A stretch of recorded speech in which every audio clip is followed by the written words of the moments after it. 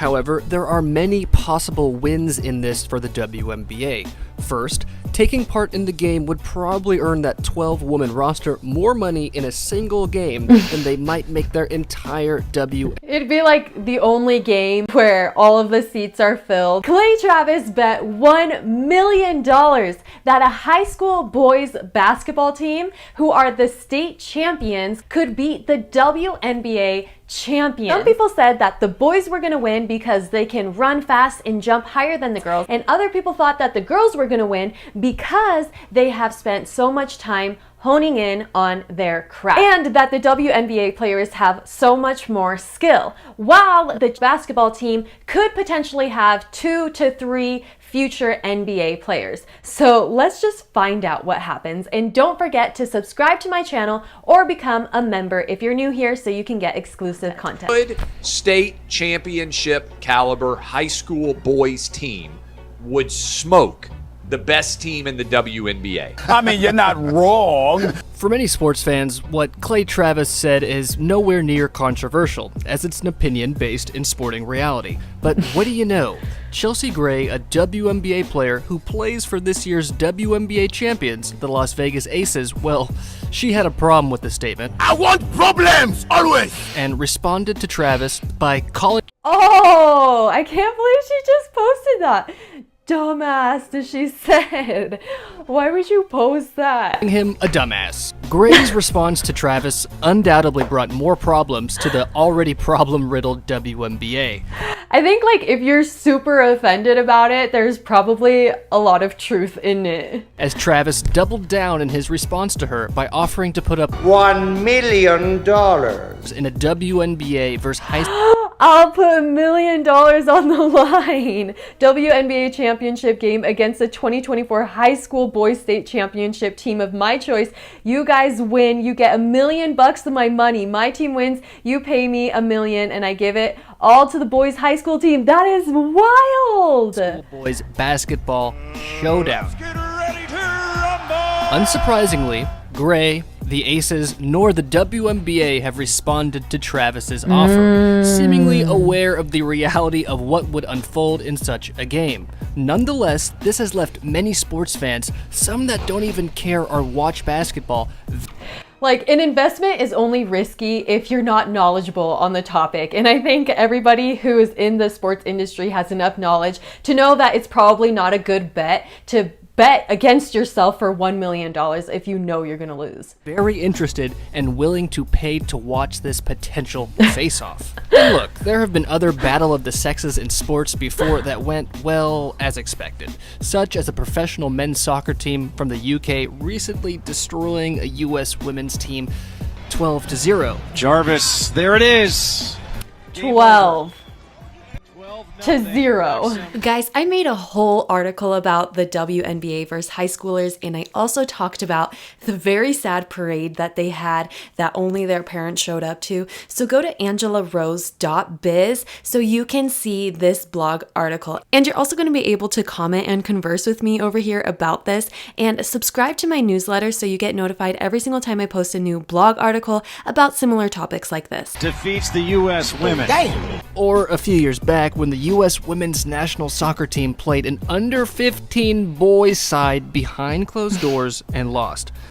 I mean, like, if you really have to go against young boys to try to prove that women can beat men, then I think it just proves that we shouldn't be competing against each other. In a 1973 tennis match, Billie Jean King did defeat former Wimbledon champion and a very overly confident Bobby Riggs. Girls play a nice game of tennis for girls, but when they get out there on a court with a man, even a tired old man of 55, they're going to be in big trouble. The tennis match saw 90 million people worldwide tune in and is still considered one of the most watched televised sporting events of all. Jeez. And people are still questioning it. People are still wondering if women could win, even after all of these many examples. An exhibition game between a WNBA team and a high school boys state championship team would be a massive marketing and financial opportunity for the WNBA and the players that take part in that. It's like a comedy show, honestly. It's like the circus, just to see these men run circles around the women. Game. As if you threw that game on pay-per-view, I really think millions of people would tune in. The game would have too many underlying narratives for it not to draw impressive numbers. You know.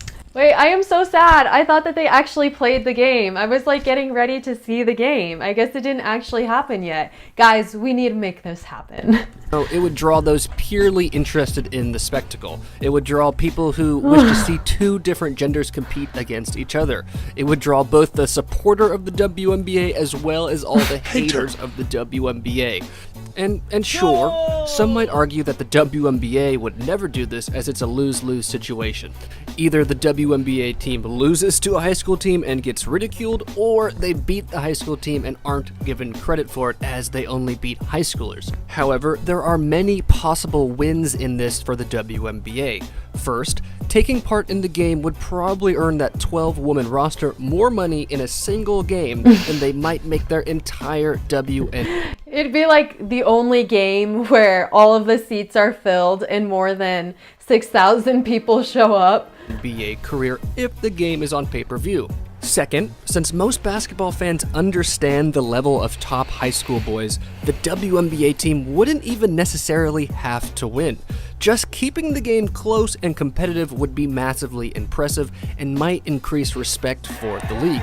Remember, before rule changes, players could go straight to the NBA from high school. Think Kobe, LeBron, KG, T-Mac, and we gotta show some love to the Rain Man Sean Kemp. So it's highly likely the WNBA team would be facing off against some players that have the talent to be in the NBA. Thus, a close loss is actually quite respectable. That's true, but if it's not a close loss though, and if they lose by a lot, then it's really gonna say something though. It's gonna show that they weren't even able to keep up with the competition, and that's not gonna look good for them. This game would undoubtedly be the most watched game WNBA players have ever been a part of. Therefore, it would be the biggest marketing opportunity ever presented to the league. So they're like, you ladies finally wanted to get paid. So here's your opportunity, but the catch is that you have to play against guys. Actually, the only way the WNBA and its team loses in this scenario is if the high school team absolutely obliterates them. They would, though. They would. I mean, he just said that they're going to have some players that could potentially play for the NBA. So obviously, if basically you're kind of putting the WNBA versus the NBA, they're going to lose. They're going to lose. It's not, I would bet $1 million too. To this challenge deafening, as it reveals they, like everyone else, knows what's up. And that's that they would absolutely get destroyed. Again, this is not meant to be disrespectful, it is just a fact. Let's add some context to this debate. I mean, it's not to take away that the women's basketball team has trained so much and that they are incredibly talented and they have great technique, great skill. It's just when put against the men, it's just different. By taking a look at the Mount Verde High School boys team.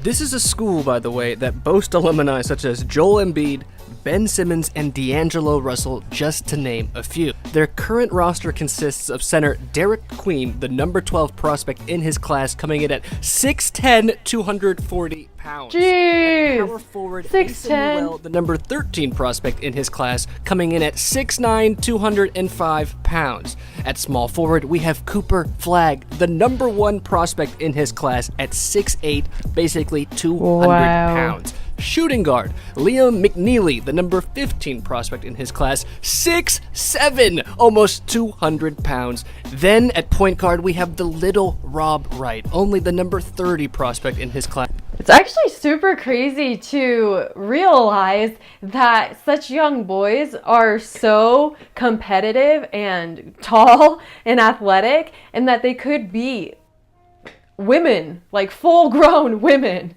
As coming in at 6 foot, basically 170 pounds. Come on! If anyone thinks a WNBA team is winning against that high school boys team, in the words of a wise basketball oracle, they are Delusional. And if someone wants to make the argument that Mount Verde isn't a state champion as they only compete on a national level and therefore wouldn't qualify to be a team in this situation, okay, sure, but that's basically a cop-out and is admitting that some high school teams would indeed beat WNBA teams, which is ultimately the point Travis and others are making. And to stress, I mean, he made a part of his bet that it would be a team of his choice, because I don't think any boys basketball team could beat the WNBA, because the WNBA, they're professionals, they're super talented, but if you put them against like whatever basketball team, like the lowest division, obviously the WNBA could win because they're not going to have any skills, the boys. But if you put them against a competitive boys team, the boys definitely have a very high probability of winning. Again, that's fine, as males and females are different with different athletic capabilities, which is often reflected in other sports where adjustments are made because of this fact. Let's think of volleyball. But I digress. Let's go ahead and look at another potential matchup for a WNBA squad. A Florida State champion from this past year, the Christopher Columbus basketball team. They boast a starting five of Cam Boozer, the second-ranked prospect in his class who comes in at 6'9", 225 pounds. I feel like these high school boys are more well-known than the WNBA players themselves. Then Malik Abduhali, who is 6'8" and has committed to play D1 at Princeton. Next up, we got Caden Boozer, who is the 16th prospect in his class, who comes in at 6'5". To finish off the lineup, we got Angelo Miranda, who's coming in at 6'4", and Benny Fragella, who's coming in at 6'3". And a little fun fact, the Boozers on this team are the sons of... I mean, just look at this picture. Look at how much shorter the women are. Like, we're just so much naturally shorter most of the time than guys. Former NBA player Carlos Boozer. But anyway, if we really examine the matchup between the Las Vegas Aces and this Columbus squad, we'll see the boys would always have the majority of the tallest players on the court, while always having the faster, stronger, higher jumping players in a sport where those attributes intersect and often matter in success. You know, real talk. Real talk. Anyone who thinks an undersized, less athletic WNBA team is beating that boy squad is probably on crack! But ultimately, I mean, he said it. You guys heard it. for the majority of sports fans who would die Where do we sign up to watch? I really thought that this game happened. I thought we were going to watch clips from the match. to see this matchup, there's almost no chance we'll ever witness a WNBA team take on a high school boys state champion. Maybe we can do high school girls state champion versus middle schoolers. Nonetheless, I stand firm in the opinions that it would bring in loads of money for the WNBA if done via pay-per-view, that it would be the biggest marketing opportunity the league has ever had, and that it could actually increase respect for the league if they were able to hold their own. However, I don't know. I feel like it would be a bad idea for the WNBA to do it. if a game like this ever does happen, make the same bet as the UConn women's head coach, Gino Auriemma. I'm going to go to the ATM and I'm going to sell my house and I'm going to put all my money on the boys team. Guys, I would so love if you become a member of my channel so you can have a closer connection with me and you can learn the things that I learn from the personal development and finance books that I read. I love to share the things that I'm learning and give that knowledge to you guys, and also a lot of resources. And so become a channel member, or if you're not ready to do that just yet, make sure you become a friend-scriber by subscribing. Thank you so much for watching this video. I'll see you next time.